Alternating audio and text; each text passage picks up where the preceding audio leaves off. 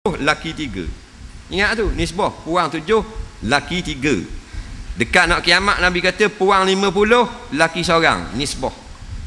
Sebab tu ramai berzina dengan terawa sekali. Nampak ikut dan nitah. Pasal apa? Pasal kita mengamalkan monogami. Kerana orang puang dia lebih. Di Terengganu itu lebih 40,000, 50,000 orang. Nampak? Kuala Terengganu saja kalau nikah seorang sama seorang. Tu baru Kuala Terengganu. Kelantan dengar khabar kalau orang Kelantan nikah seorang, di Kelantan akan ada lebih kurang 270,000 orang perempuan tak boleh laki. Dengan main tu kelebihan poligami. Nikah hangguk. Dah.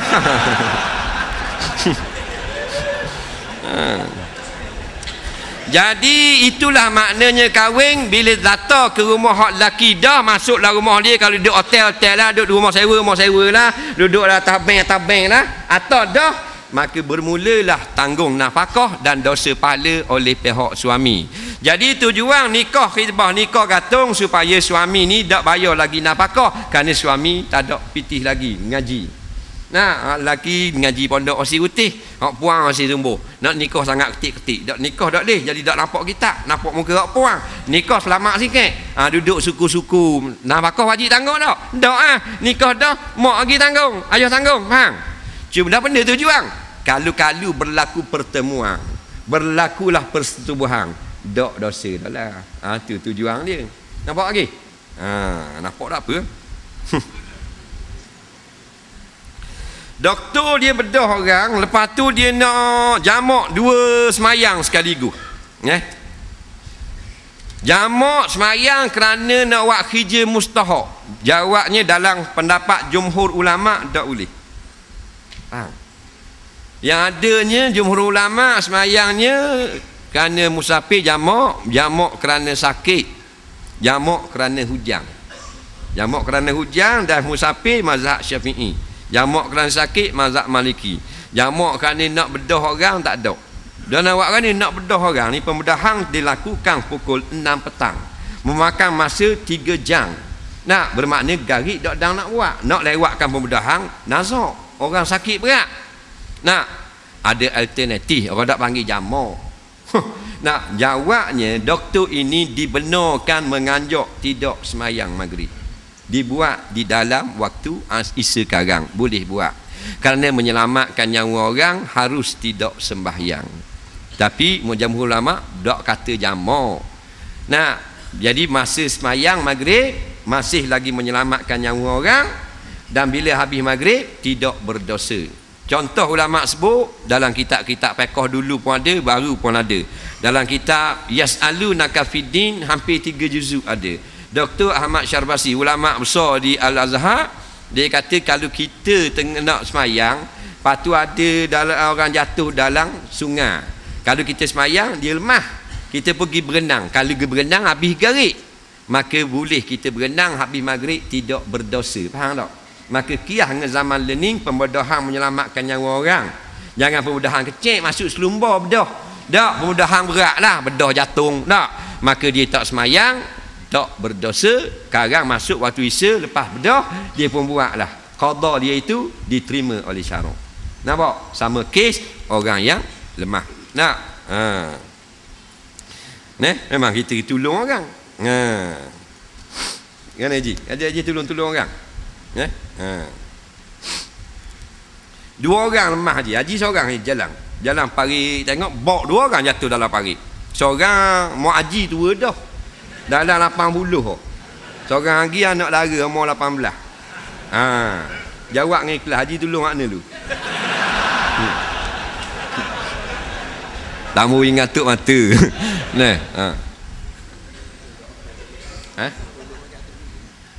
Jatuh sama. Nampak? Hak mociknya 80 dah. Gila bunyi. Hak puang ni abang haji. Sudah. Jawab, jangan menawak, tak baik.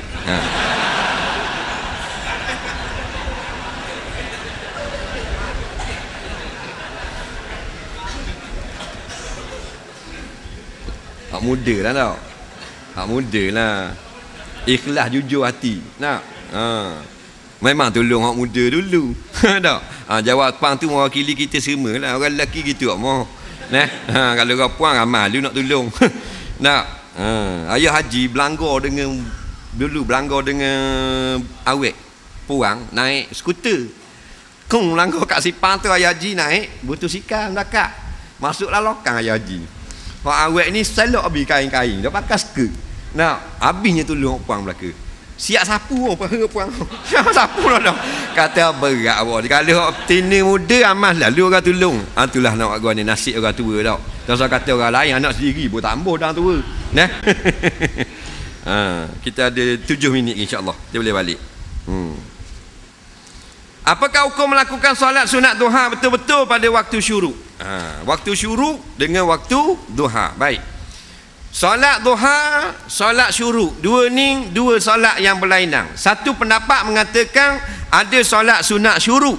Lebih kurang lepas matahari naik sedikit 15 minit keluar pada kaki langit dah, dia panggil waktu syuruk. Sebenarnya syuruk tu makna keluar cahaya. Tapi lepas lebih 15 minit naik daripada kaki langit, bulat tang dia tu. Ni kaki langit masih naik tu dia panggil sunrise. Matahari terbit. Naik tinggi gitu dia panggil waktu syuruk. Syuruk tu. Tinggi lagi dalam 8.30 dia panggil waktu duha.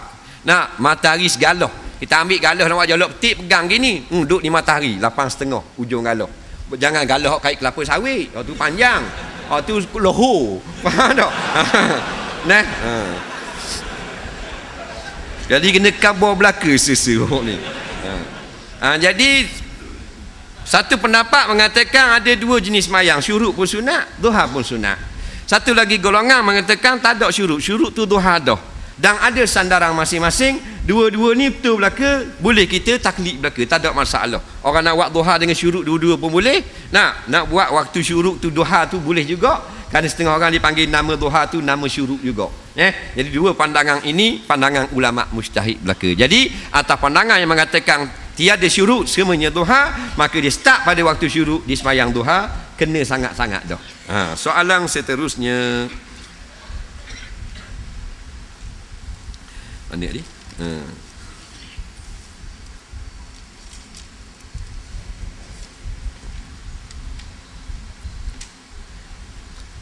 Tok Khatib baca khutbah dalam solat Jumaat. Beliau menyebut nama Nabi SAW. Perlukah kita selawat? Sedangkan dalam khutbah Jumaat makmum tidak boleh berkata-kata. Thank you. Aduh. Tu sir dia pandai. Thank you. Baik. Masalah Khatib baca khutbah. Khatib berkata telah bersabda Nabi Muhammad sallallahu alaihi wasallam. Maka makmum pun kata sallallahu alaihi wasallam. Pendapat yang muktamad dalam mazhab Syafi'i ada sebut dalam kitab Hasyiah Ali Syubran Malisi ala Nihayah. Faham? Ada sebut juga kalau tak silap dalam kitab kitab I'anatul Talibin kalau tak silap. Kita lupa dah lah. Lepas tu ada dalam kitab Syarah bagi Nihayatul Zain Syekh Nawawi Bentang. Bahawasanya memanglah kita dilarang berkata-kata, tetapi mengucapkan selawat ketika nama Nabi disebut tidak termasuk di dalam larangan. Bahkan setengah ulama fiqh sunat juga kita berkata radhiyallahu anhum apabila dengar nama sahabat. Kemudian dalam mazhab Hambali dia kata tak boleh berselawat pada masa ini. Jadi kita kena faham ni. Benda ni benda mazhab. Pandangan-pandangan ulama. Jadi siapa yang nak selawat jangan marah. Ini pandangan yang muktamad dalam mazhab Syafi'i. Tak mau selawat pun sudah, jangan niat nak hina Nabi sudah. Jadi jangan kuat perlahan. Dengar kata qala Rasulullah, kita duduk bawah sallallahu alaihi wasallam. Orang dak panggil berkata-kata. Berkata-kata tu khitab dengan manusia je. Nampak? Mak, main ni jak tengah khutbah. Itu baru tak boleh. Soalan seterusnya. Mufti Perak kata tarian pocong-pocong haram. Jawatan kuasa kebangsaan keluar fatwa tidak salah amalkan tarian pocong-pocong, menyebabkan umat Islam jadi keliru. Mohon penjelasan ustaz berkaitan dengan isu tarian pocong-pocong. Tarian pocong-pocong ni berasal dari Filipina. Orang Filipina dia ni tradisi dia banyak majlis dia mesti ada tarian. Nah, kalau orang Melayu ni setengah-setengah majlis ni ada tarian. Kebanyakan majlis tak ada tarian. Filipina ni dia macam kepulauan Indonesia. Orang-orang pula dia kalau majlis dia ada tarian. Maka tarian majlis poco-poco ni ditarikan, dipersembahkan ketika upacara ceramah di gereja sudah selesai. Jadi sebab tu dalam tarian poco-poco mesti membuat bentuk salib. Diri tengah dulu, lepas tu langkah mesti ke kiri. Faham? Dengar ni, ni tengah-tengah nak cerita poco-poco. Kiri dulu selangkah, tengah balik. Kanan selangkah, tengah balik. Ke depan selangkah, tengah balik. Lepas tu ke bawah mesti 2 langkah. Kerana salib dia panjang bawah. Nah, kalau dia gerak ke kanan pula, salah. Poco-poco dia bukan poco-poco tu. Waktu pocong. Poco-poco dia mesti ke kani, ke kiri, ke kanan, ke atas, ke bawah panjang. Membentuk salib. Begitulah awal lagu sampai ke habis dia bentuk salib. Kerana salib inilah pujaan orang-orang Kristian, orang-orang Ortodok Filipina ni yang dia terima Kristian daripada Sepanyol.